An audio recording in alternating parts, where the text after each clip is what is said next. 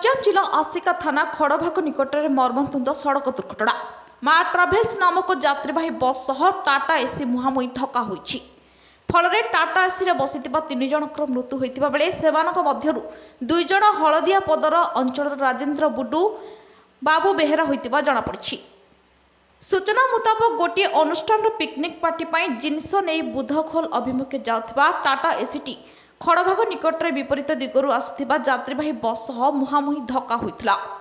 घटनास्थल ही टाटा एसी रे बसिथिबा समस्त यात्रींकर मृत्यु होइतिबा बेले बस रे रहितिबा यात्रींक मध्यरु 2 रु ऊर्ध्व यात्री सामान्य आहत होइतिबा जणा पड़िछि। तेबे दुर्घटनार प्रकृत कारण अस्पष्ट रहितिबा बेले द्रुत गति जोगु दुर्घटना होइतिबा अनुमान करा जाउछि। खबर पाई आसिका पुलिस और दमकल बाहिनी घटनास्थल में पहुंची मृतदेह उद्धार करने सहित पुलिस तदंत चलाई। गंजाम भगवान पाड़ी रिपोर्ट ज्योतिप्रभा न्यूज।